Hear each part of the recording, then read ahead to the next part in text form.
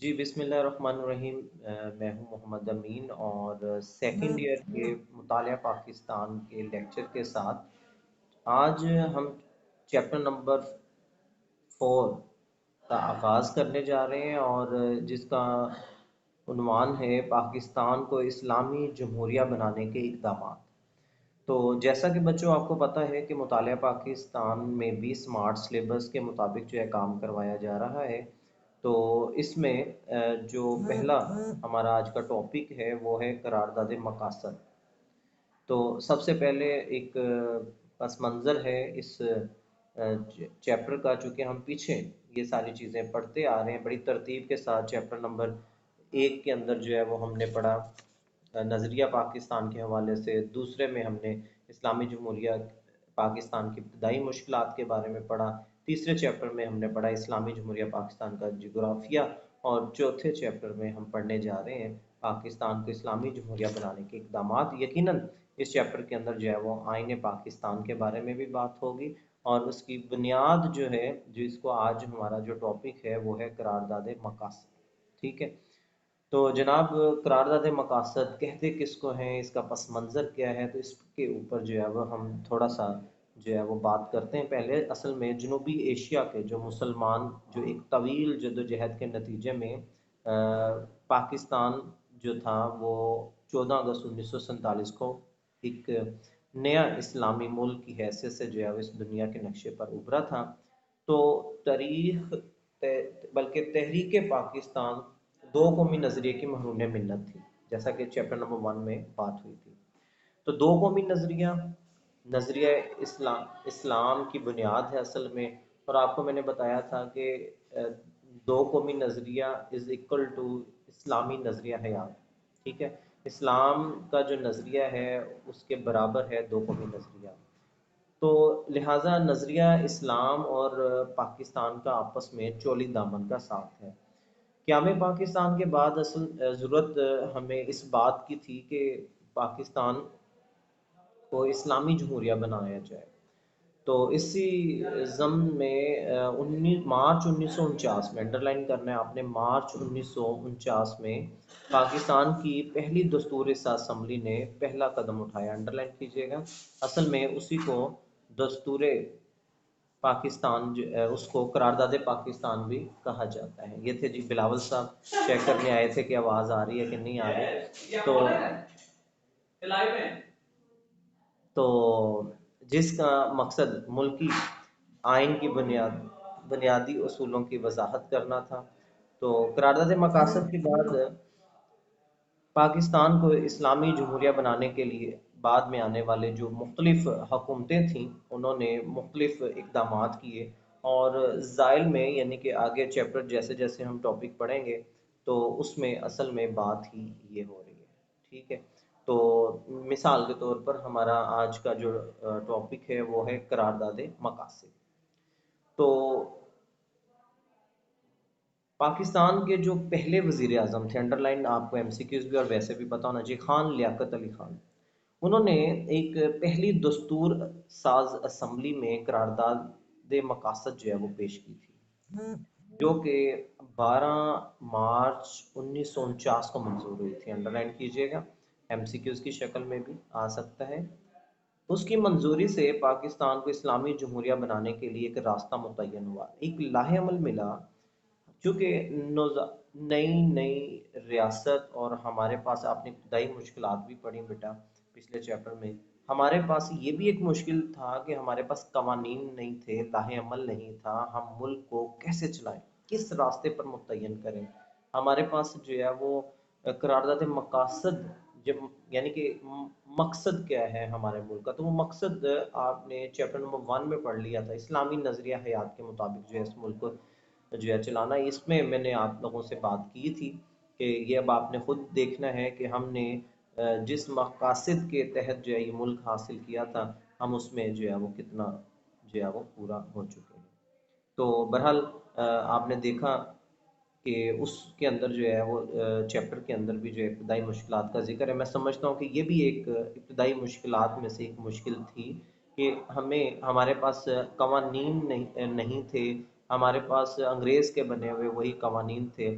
اور انہی میں رد و بدل کر کے ہمیں چلانا پڑا۔ بہرحال قرارداد مقاصد سے کم از کم اس کے جو نکات تھے ان سے ہمیں ایک بنیاد فراہم ہوگی کہ ہم نے آگے کرنا کیا ہے۔ تو سب سے پہلا جو نقطہ تھا وہ ان میں سے قرارداد مقاصد میں سے سب سے پہلا نقطہ تھا وہ یہ تھا اللہ تعالیٰ کی حاکمیت۔ ٹھیک ہے جی، پہلا پوائنٹ یہ بنتا ہے کہ کیا کہ تمام کائنات، پہلی چیز ان اللہ علی کل شیء قدیر، بے شک اسی کے قبضہ قدرت میں ہر چیز ہے، اور وہی قادر ہے، وہی مطلق ہے، اور اسی کے قبضے کنٹرول میں سب کچھ ہے۔ تو تمام کائنات پر ایک دار اعلیٰ یعنی کہ حاکمیت کا جو مالک ہے وہ صرف اور صرف اللہ تعالیٰ کی ذات ہے، اور وہ اختیارات جو ہیں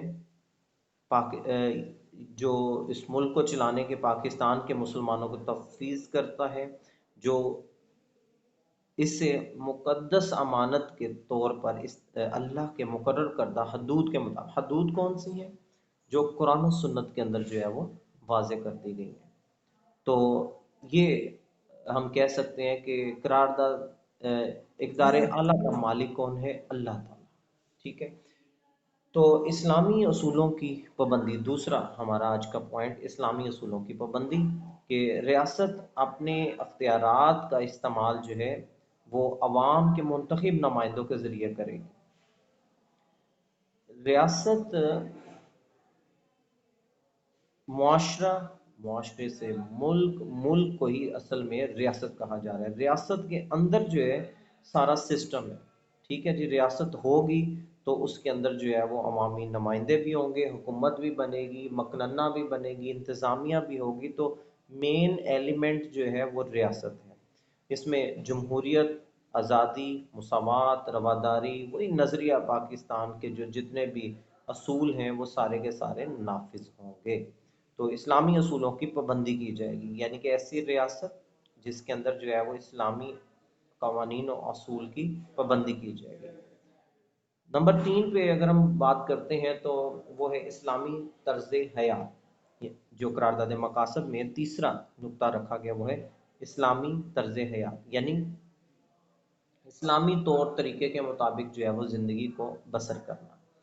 تو جیسا کہ میں نے ابھی لیکچر کے شروع میں بتایا کہ نظریہ پاکستان برابر ہے اسلامی نظریہ حیات، تو مسلمانوں کو انفرادی یا اجتماعی شعبوں میں اپنی زندگیوں کو قرآن و سنت کے مطابق جو ہے روشنی اسی کے مطابق جو ہے زندگیاں گزارنے کے قابل بنایا جائے گا۔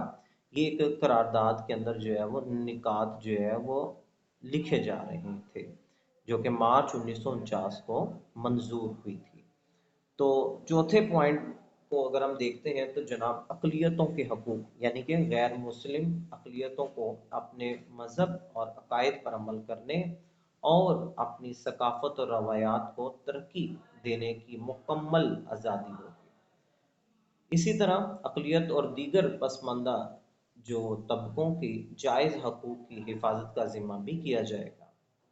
تو جناب ہمارے ملک میں ایک نمائندگی ہے اقلیتوں کی، اور ان کو مذہبی جو ہے وہ آزادی بھی حاصل ہے اپنے اپنے عقیدے کے مطابق، اور پھر سب سے بڑھ کر اپنی روایات اور ثقافت کے مطابق جو ہے وہ مکمل ان کو آزادی ہے، اپنے مذہبی تہوار بھی جو ہے مناتے ہیں۔ تو 5ویں نمبر پر بات کی گئی کہ وفاقی نظام، ملک میں وفاقی نظام حکومت قائم کیا جائے گا جس میں صوبوں کو مقررہ آئینی حدود میں خود مختاری حاصل ہوگی، یعنی کہ پاکستان کے اندر جو وفاق ہے وہ، جی وفاق کون سے جی اس وقت ذرا لکھ کر بتائیے گا مجھے۔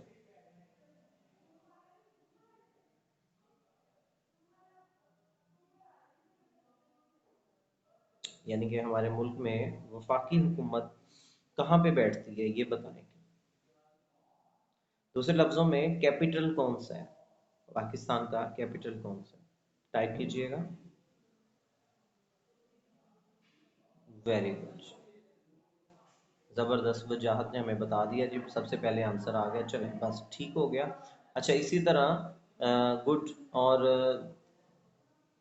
وفاقی نظام جو ہے وہ قائم کیا جائے گا، اور सूबों को आईनी खुद मुख्तारी जो है वो दी जाएगी। शाबाश जी, सबके आंसर आ रहे हैं।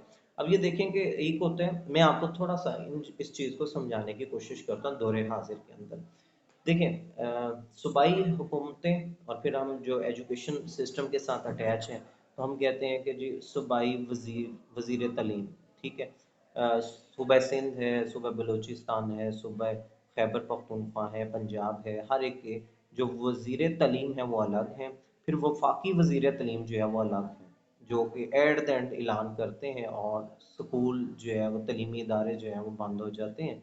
तो इसी से फ़ायदा उठाते हुए आपको कहूँगा कि आप पहले भी माशाल्लाह क्लास में बैठकर भी मास्क का इस्तेमाल करते थे, और अब भी अगर आप बाज़ार में शॉपिंग के लिए आ रहे हैं, पार्कों में जा रहे हैं, रेस्टोरेंट या शादियाँ आजकल बड़े अरूज पे हैं, तो शादियाँ अटेंड कर रहे हैं आप लोग, तो स्कूल कॉलेज तो नहीं आ रहे, लेकिन वो मास्क जो है वो लगाना मत भूलिएगा, मास्क ज़रूर लगाएं, क्योंकि कोरोना सिर्फ जो है वो तलीमी इदारों में ही आया हुआ था, बाकी जगहों पे नहीं है। जल से जुलूस जो है वो सियासी वैसे ही हो रहे हैं। तो बहरहाल जी, ये उनकी मर्ज़ी है, लेकिन एक जो है वो ऐसे इदारे जहाँ पर जो है वो एक ऐसा शोबा था ये, कि जहाँ पढ़े लिखे तबका और बच्चे सीख रहे थे, हम लोग आपको सिखा रहे थे, तो उसको जो है वो एकदम से बंद कर देना, मुतासिर कर देना, लर्निंग का प्रोसीजर जो है वो ख़त्म कर देना। गो के हमारा काम जो है वो आपको सिखाना है, हम दूर बैठकर भी आपको यही बात कहेंगे कि गो जैसे भी हैं आप एहतियाती तदाबीर जो है वो ज़रूर कीजिए। तो इंशाल्लाह बहुत जल्द। अच्छा, इसमें एक बात मैं और आप शेयर करना चाहूँगा कि जिस तरह से हाकिम वक्त ने शादियों में 200 अफराद की इजाज़त दे दी, खिड़कियां खुली हों या ओपन हों, तो क्या ये मुमकिन नहीं था कि जहाँ पर जो है वो 200 बच्चों को एसओपीज़ के साथ, जो कि हम टेस्ट सिस्टम जो है वो ले सकते हैं, हम पढ़ा सकते हैं, हम बता सकते हैं उनको, तो वो भी उसकी भी इजाज़त दी जाती। बहरहाल जी, ये हक में वक्त पर डिपेंड करते। आगे चलते हैं। करारदाद पाकिस्तान का जो छठा नुक्ता है वो है बुनियादी हकूक। अब मैं उन्हीं हकूक की असल में बात कर रहा था, और ये मेरा बुनियादी हक है कि मैं तालीम हासिल करूं, मेरा बुनियादी हक है कि मुझे रोज़गार मिलना चाहिए, आपका बुनियादी हक है कि आप जो है वो अपने अपने जो है वो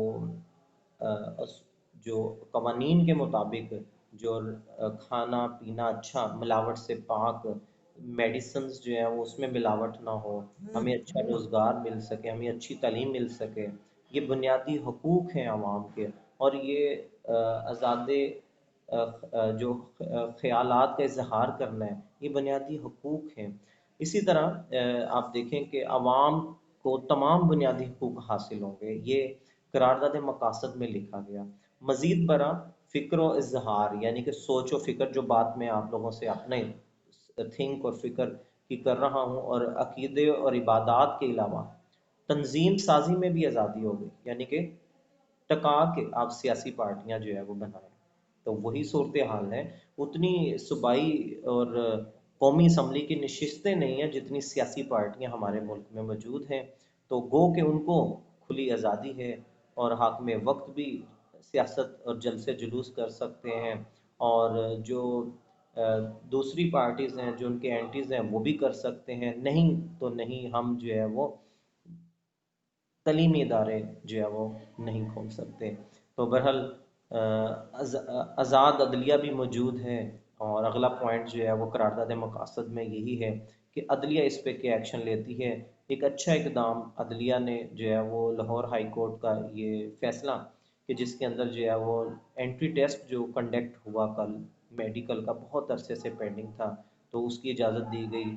मैं पुरुमीद हूँ कि आने वाले दिनों में तमाम टेस्टों के लिए जो है वो इजाज़त दे दी जाएगी, और तलीमी इदारे जो है वो अपने दोबारा से खुल जाएंगे, और आहिस्ता आहिस्ता जो है वो हम फिर से आपके सामने लेक्चर जो है उसी तरह से, और आपका लर्निंग प्रोसीजर जो है ये जारी सारी रहेगा। आज़ाद अदलिया की अगर बात करें, तो अदलिया अपने कामों में बिल्कुल आज़ाद होगी, और बग़ैर किसी दबाव के काम करेगी। ठीक है, उस पर किसी किस्म का कोई प्रेशर नहीं होगा।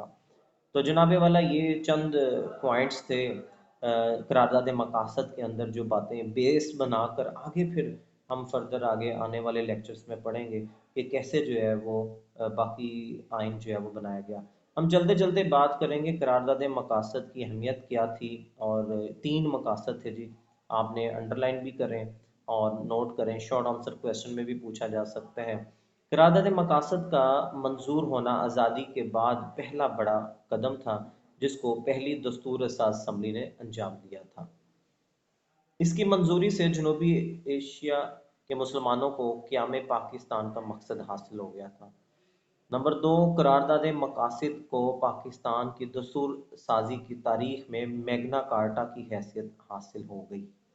یہ بڑا اہم بات ہے کہ جس طرح مغرب یورپ کے اندر جو حقوق کالم بردار اور وہ ایک پوائنٹ سمجھا جاتا ہے میگنا کارٹا، انسانی حقوق، اور اسی طرح قرارداد مقاصد جو ہیں وہ پاکستان کی دستور ساز اسمبلی میں اس کو یہ حیثیت جو ہے وہ حاصل ہوئی۔ تو اس کو پاکستان کے تینوں دساتیر، اب تینوں دساتیر جس میں 1956 کا آئین، 1900 جو ہے وہ 62 کا آئین اور 1973 کا آئین، اس حوالے سے بات کی جاتی ہے کہ بنیاد یہی تھی۔ تو اسی طرح اس کے دیباچے میں یہ شامل رہا، اور اس کے متن اسی کے متن کیے ہوئے اسلامی اصولوں کو تمام دساتیر میں، دستور کی جمع دساتیر میں شامل کیا گیا۔ ٹھیک ہے، تو نمبر 3 پہ اگر ہم بات کرتے ہیں تو تیسرا مقصد جو تھا قرارداد مقاصد کی منظوری سے مسلمانوں کے نمائندوں نے جمہوریت کے سنہری اصولوں کو اپنا لیا۔ اسلامی ریاست کو جغرافیائی، نسلی اور قومی حدود سے بلند کرتے ہوئے انسانی بنیادوں پر تعمیر کرنے کا عزم کیا۔ تو کیا ہوا جی، مسلمانوں کے نمائندوں نے جمہوری سنہری اصولوں کو اپنا لیا، کہ اپنایا جائے یا اپنا لیا کہ اب وہ سنہری اصول کیا تھے؟ عدل و انصاف، مساوات، رواداری یا اسلامی نظریہ حیات کے مطابق۔ ٹھیک ہے، تو اب اور پھر اسی طرح جو ہے وہ ہماری جو اسلامی ریاست ہے، اسلامی جمہوریہ پاکستان جو ہے، اس کو جغرافیائی، نسلی اور قومی حدود سے بلند کرتے ہوئے انسانی بنیادوں پر تعمیر کیا جائے، یعنی کہ اس کے اندر یہ اس بات کو قطع نظر کہ یہ جغرافیائی حدود پر، یعنی کہ ہم صوبائی تعصبیت کو بیچ میں لائیں، نسل پرستی کو لے آئیں، یا قومی حدود سے بلند ہو کر جو ہے وہ ہم سوچیں اور انسانی بنیادوں پر اس کی تعمیر کا عزم کیا گیا۔ تو پیارے بچوں، یہ تھی آج کی قرارداد مقاصد اور اس کا پس منظر ہم نے پڑھا، اس کے بنیادی نکات ہم نے پڑھے، اور آخر میں نے آپ کو قرارداد مقاصد کی اہمیت بتائی۔ تو امید ہے کہ یہ سوال جو ہے وہ آپ کو سمجھ بھی آ گیا ہوگا۔ آپ کا ہوم ورک بھی یہی ہے، اس کو آپ نے اچھے طریقے سے یاد کرنا ہے۔ کل کا لیکچر شروع ہونے سے پہلے اس کی بنیادی چیزیں آپ سے سن کر پھر ہم آگے چلیں گے۔ مجھے محمد امین کو اجازت دیجیے، اللہ حافظ۔